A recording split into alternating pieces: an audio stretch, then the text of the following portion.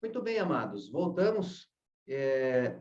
Nós vamos dar prosseguimento à nossa aula sobre o Ministério da Administração, né? E nós falávamos no nosso último bloco a respeito de uma organização cuja base seja bíblica, não é? Uma organização, uma igreja, uma congregação que esteja fundamentada na palavra de Deus, não é? Que não abre mão dos seus princípios, não abre mão dos seus valores, no entanto, não deve possuir um modelo rígido, certo? Ela deve ser direcionada por Deus, ela deve estar atenta à direção que o Espírito Santo de Deus dá a ela, né? E muitas vezes isso implica, inevitavelmente,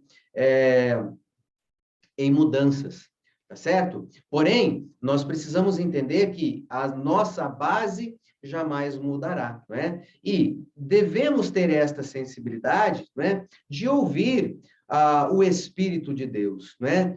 O Espírito de Deus, ele pode falar conosco. Você crê nisso? Que Deus, ele nos dá uma direção? Quando nós lemos lá o livro do Atos dos Apóstolos, né? Nós vemos que Paulo, ele tinha um trajeto, ele tinha um planejamento de viagem, né? Um itinerário de viagem. Porém, em determinado momento, Lucas registra no livro de Atos dos Apóstolos que eles planejavam ir para um lugar, mas o Espírito os impedia, né? O Espírito os direcionava para uma outra localidade. Uma certa ocasião, ele teve um sonho de alguém que na Europa, né, na Macedônia, clamava por ajuda, e eles foram impulsionados pelo Espírito Santo a iniciar um trabalho de evangelização naquele lugar. Então, Deus, ele tem falado conosco, né? Deus, ele tem chamado os homens e tem colocado no seu coração um propósito, tá certo? Tem colocado no seu coração o seu chamado. E é importante que nós tenhamos isso em mente, né? Que nós estejamos atentos a ouvir a voz do Espírito. E quando nós temos um trabalho, quando nós temos um cargo, quando nós somos efetivados na igreja para qualquer tipo de atividade, nós precisamos entender que isso deve ser feito como alguém que é vocacionado, como alguém que é chamado. O motivo pelo qual você faz o que você faz é porque Deus o chamou para realizar essa tarefa. Você tem a consciência disso? Olha só que importante isso. Você pode ser eleito para liderar na organização de Deus, tá certo?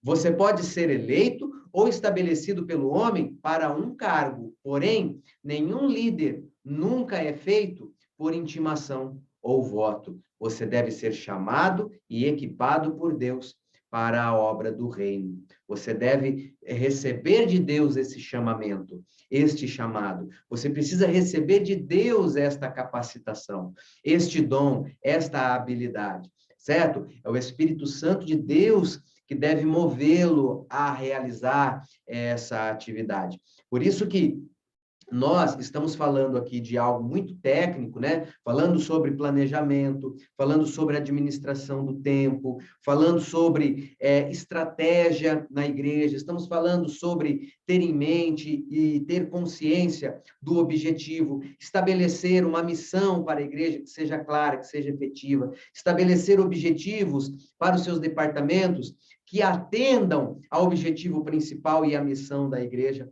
Porém, nós falamos também que essa igreja deve se colocar na dependência de Deus, em oração, em consagração, em busca. Ela deve estar com seu ouvido atento à direção que o Espírito Santo tem mostrado a ela, inclusive no momento, né, de traçar este planejamento estratégico, né? De elaborar este plano de ação, o método com o qual a igreja e a congregação ela vai trabalhar para ser mais efetiva enquanto igreja, para que ela seja saudável, né? Para que os seus membros sejam maduros, não é?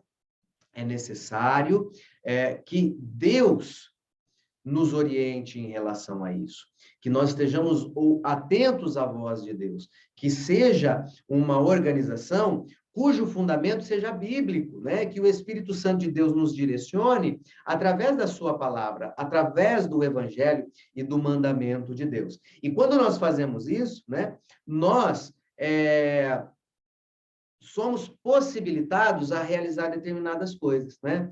Quando a organização é bíblica, fundamentada na palavra de Deus, está sendo direcionada por Deus, ela não é rígida, ela não é fixa, mas ela é flexível, atenta à direção que o Espírito Santo de Deus está dando a ela, isso permite que ela tome decisões apropriadas, com base na orientação de Deus, com base no fundamento que é a palavra de Deus. Veja só, sua vida e ministério atual são determinados pelas decisões anteriores que você tem tomado.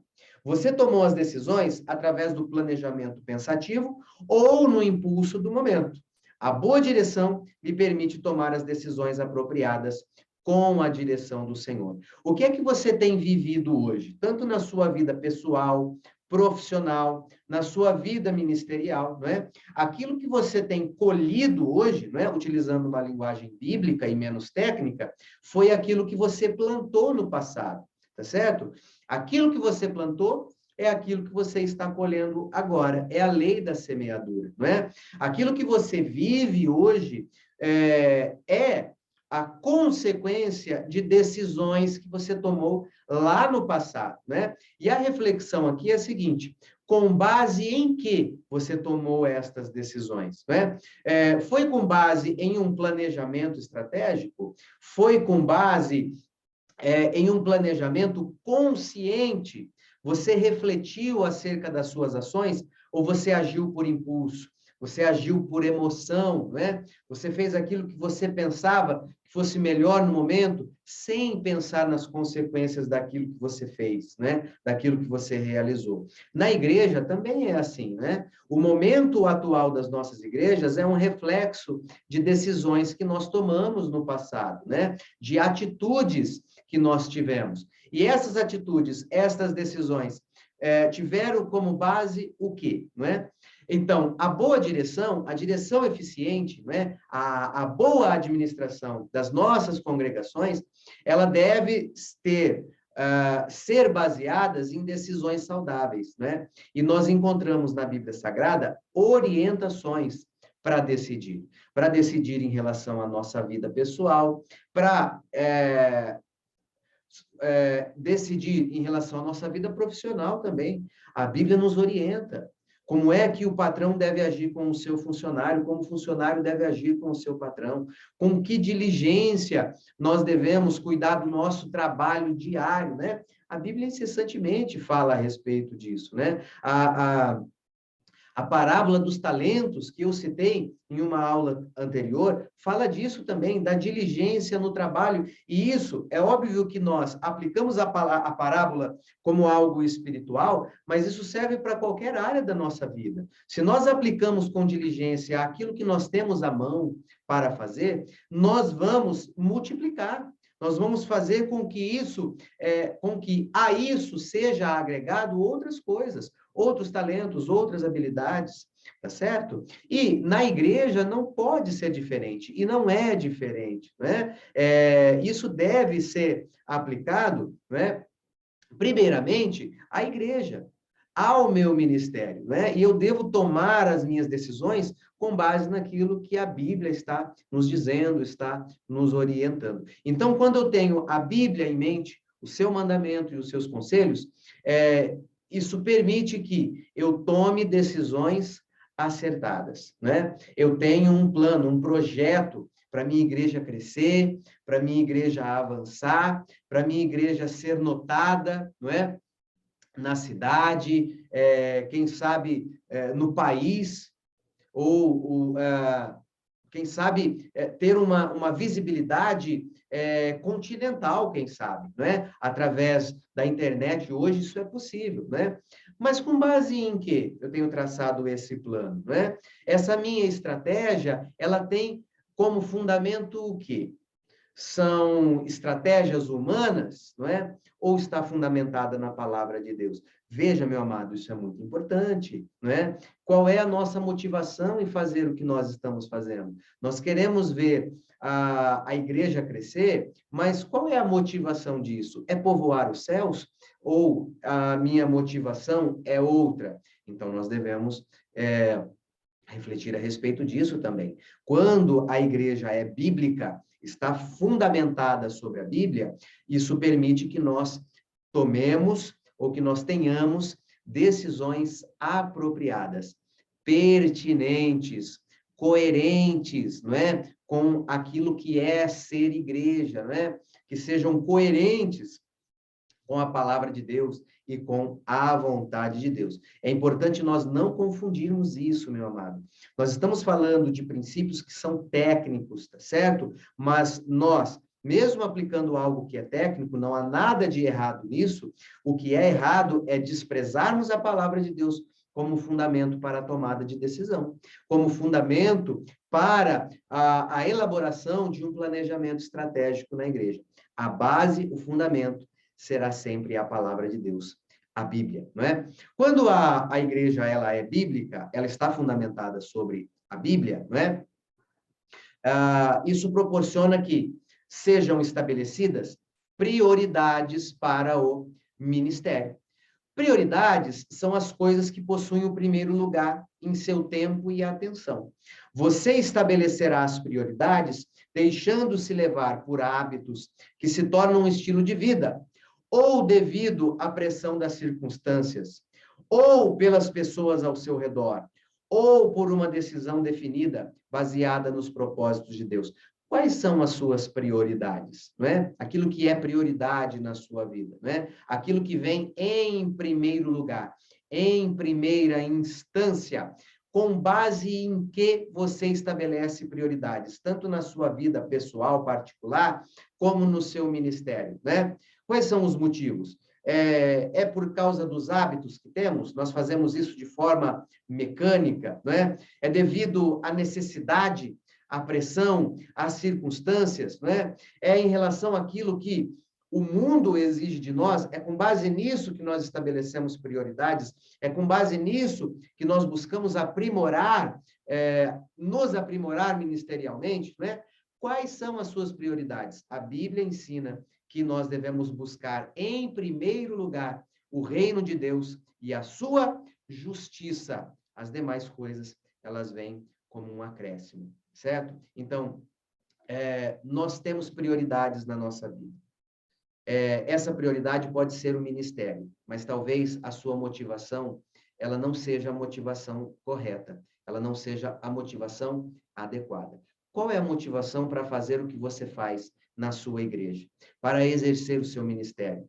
Para atender ao chamado de Deus? Qual é a sua motivação para fazer aquilo que você faz? Não importa se é na sua igreja local, não importa se você tem um ministério itinerante, não importa se, de repente, você tem a pretensão de iniciar um trabalho de evangelização e de ensino pela internet, pelas redes sociais, isso é muito comum hoje. É errado isso, professor? Não, não é.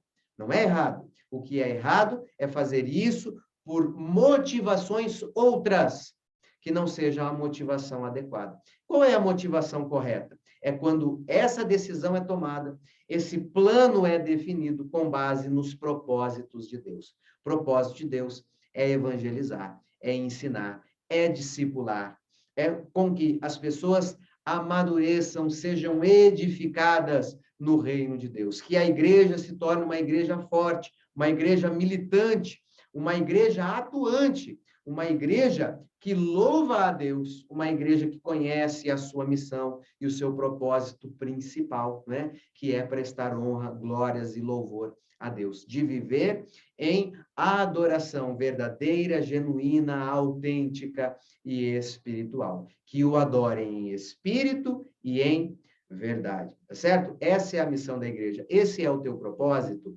Você faz o que você faz porque você tem consciência que é um chamado de Deus, não é?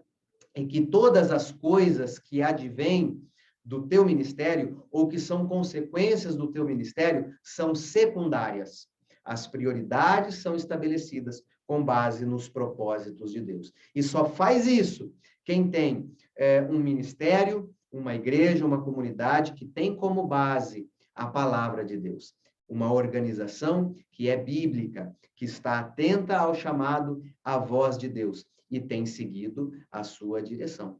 Uma igreja bíblica, uma igreja fundamentada na palavra de Deus, permite que haja ação em lugar de reação. Muitos ministérios estão ocupados em reagir aos assuntos urgentes no presente, em lugar de planejar para o futuro.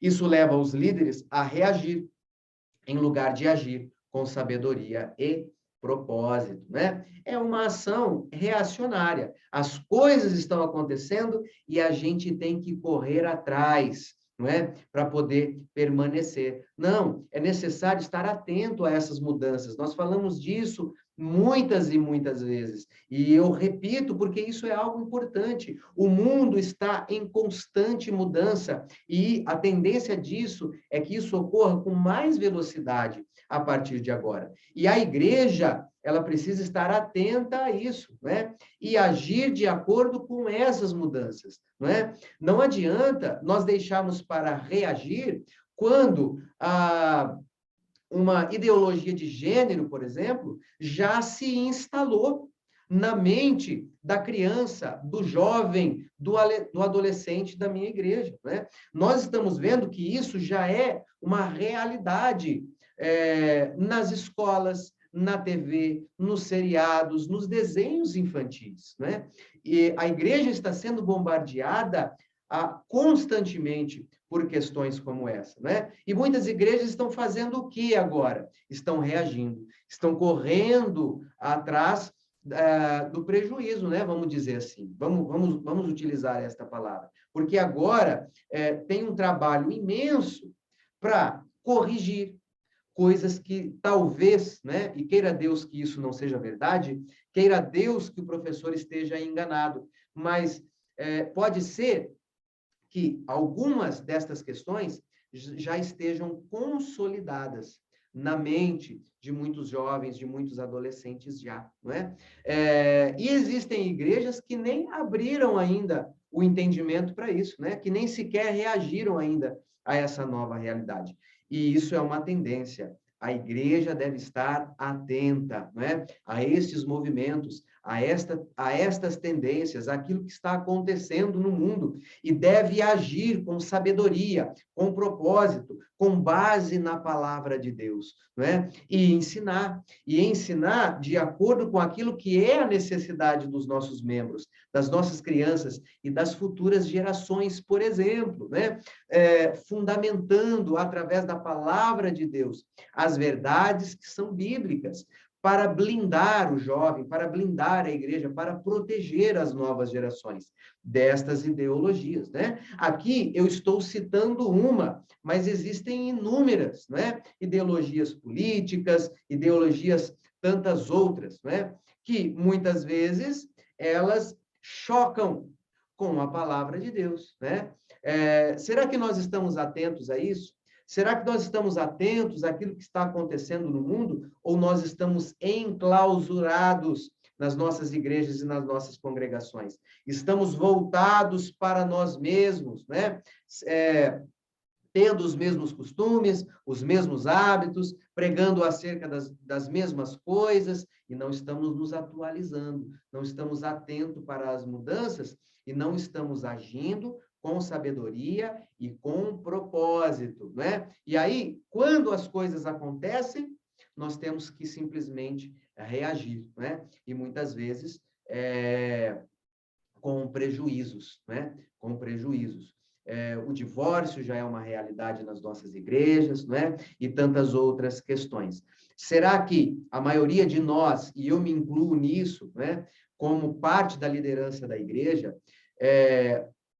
estávamos preparados, né? Preparamos a nossa igreja para todas essas mudanças que vêm acontecendo e que têm acontecido cada dia mais, né? Então, é necessário que, fundamentados da Bíblia, que nós tenhamos conteúdo, coerência para tratar acerca destes assuntos, através de um pensamento crítico, consciente e de um planejamento, né? Quem sabe para este ano, né, que se inicia, para este ano que termina, eu não sei quando é que você está vendo essa aula, mas pode ser que você precise planejar um processo para uma nova etapa. E é importante que nós estejamos atentos, né, a estas mudanças, para que nós venhamos a agir e não apenas reagir, né?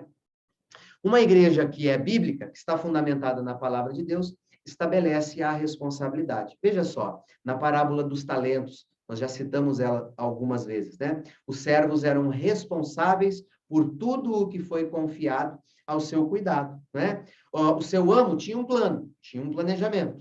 Ele comunicou a eles que eles deveriam cumpri-lo, investindo os fundos que eles receberam. Se você não administra sabiamente o ministério que lhe foi confiado, você será considerado culpado. Veja só, eu encorajo você a ler e a refletir uma vez mais sobre essa parábola, lá em Mateus, capítulo 25, dos versos 14 ao 30, né? O Senhor entrega aos seus servidores, aos seus mordomos, aos seus administradores, uma certa quantia em dinheiro, né? E é necessário que eles administrem bem isso. Aqueles que administraram com sabedoria, aqueles que foram capazes de multiplicar aquilo que receberam, eles foram louvados, né? Eles foram recompensados. Mas aquele que não agiu com diligência, aquele que não agiu com responsabilidade em relação àquilo que foi confiado a ele, ele foi considerado culpado, ele foi repreendido, né? Então, meus amados, é importante que nós estejamos atentos a isso, né? E levarmos em consideração isso também, né? De deixarmos a nossa igreja consciente disso, de que cada membro, de que cada cristão possui um talento, possui uma habilidade. Talvez ele ainda não saiba qual é, talvez ele ainda não tenha descobrido ainda qual é, né? Mas ele faz parte da igreja de Cristo e ele tem responsabilidade de cuidar daquilo que Deus confiou a ele, não é? Nunca num tom de acusação, né? Mas sempre com um tom de amor, de encorajamento, né? Disse isso e eu repito, às vezes de forma coletiva, às vezes de forma individual, né? Uma igreja fundamentada na palavra de Deus, né? Ela permite outras coisas também, né? Permite a avaliação. Nós devemos sempre, amados, nós falamos disso algumas vezes, no nosso processo de planejamento, de gestão e de administração, nós devemos parar um tempo para avaliar, não é? Os nossos trabalhos, os nossos departamentos, as nossas ações, né? Elas atendem ao propósito bíblico, né? Elas atendem ao chamado de Deus, à direção que Deus tem dado a nós. Então, de tempo em tempo, é necessário que nós façamos esse tipo de avaliação, né? Tanto da nossa congregação, como também do nosso ministério, de forma coletiva e de forma particular. Permite o uso sábio dos recursos espirituais. Já falamos disso, né?